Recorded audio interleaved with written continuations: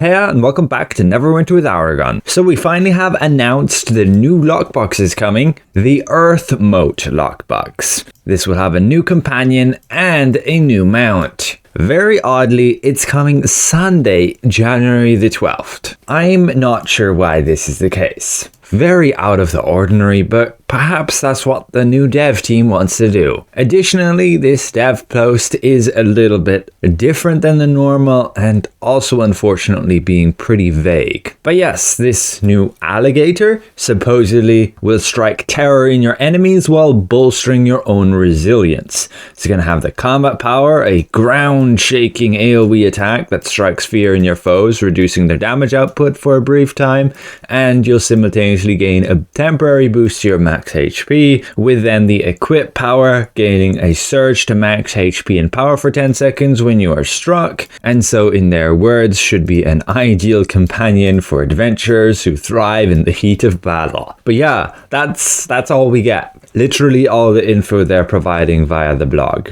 and unfortunately here on the preview test server the mount is not available for preview to see what the actual abilities will do in terms of stats. But yeah, kind of cool. It's somewhat befitting the jungle area in the pirate Skyhold and otherwise pirates and crocodiles, I guess Peter Pan. That's the first link that jumps to my mind. But then the new companion, Hank the Ranger, supposedly an S-tier companion that offers a suite of devastating attacks and powers, ensuring you dominate every fight. We'll see about that. Some of you are pointing out that he looks somewhat like Thor, but he's from the old D&D cartoons. Now this, yes, is where he's a bit younger, but these releases of the companions are supposed to be when they're a bit older, and you see that across the other ones they've released too, like Bobby the Barbarian, Diana the Acrobat, Uni the Unicorn, and the current battle pass with Presto the Magician.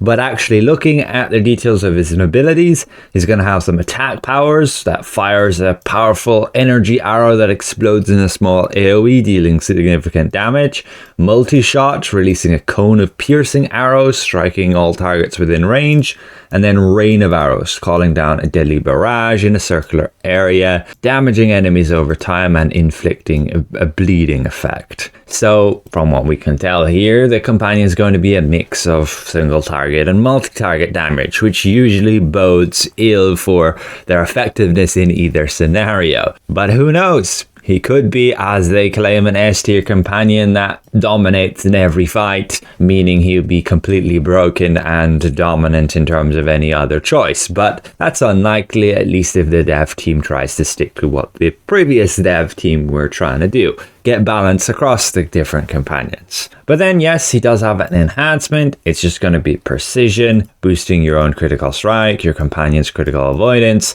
and the max effect 7.5%. Although the guys need to catch up, we now have celestial companions, so our enhancements are a maximum of 9%, not 7% anymore. Quick correction there.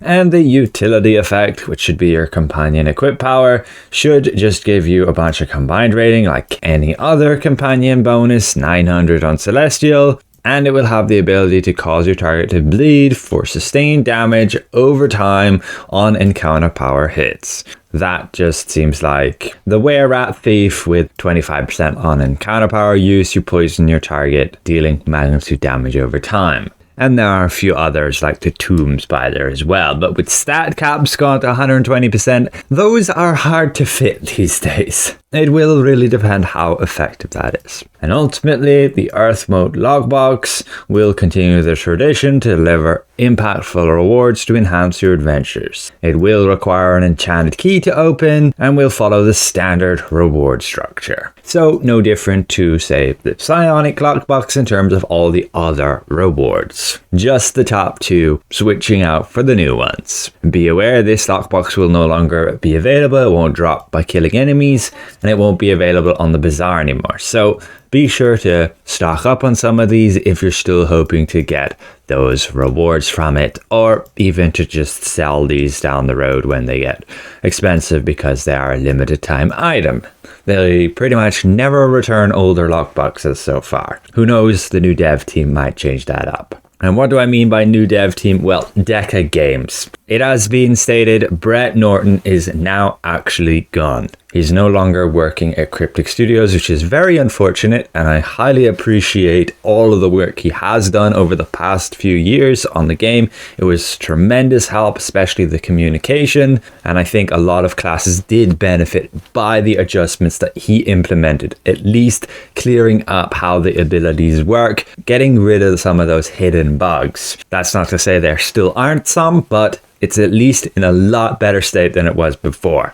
And in my opinion, class balance is also a lot better than it has been in a long time. Now, I would also like to apologize for the lack of Neverwinter content on my behalf over the past few weeks, or I guess even months. And yes, I've been putting a lot of my attention into Throne and Liberty. It just has a lot more content right now, and Neverwinter has kind of been sidelined in terms of not really any new content. They, yes, came out with Module 30, all the new stat caps and everything was quite exciting, and the new dungeon, but once you played it a bit, got what you needed, that was it. We're now in the lull period waiting for the next module. Module 31. Which, as what the devs have claimed, should be in East Faerun, somewhere around the Red Ring region. Will be interesting to see what they come up with. Hopefully not just another rework of an older area. I want to see something actually new, but we can only hope. And it's expected within 2 months, because that's the usual period of these lockboxes. And the usual period between modules is 4 months. But who knows, it might be earlier, it might be later, depending on what happens with the devs. Quickly checking the calendar for upcoming events, we can see there'll be a login event. You'll get some free rewards here starting January the 19th, lasting 7 days, and the Feast of Lanterns January the 23rd. Still not updated here, it should be the Year of the Snake. So we should be getting, say, a Snake Companion, Snake Mount, and the Astro Lockbox will be returning February the 6th, with the Siege of Neverwinter February the 13th. And so, thanks for watching. A special thank you to all these channel members for the extra support, and we'll see you all around. Goodbye for now. And yes, be aware again, Sunday, January the 12th is when we get the new Earth Mote Lockbox. So be on the lookout.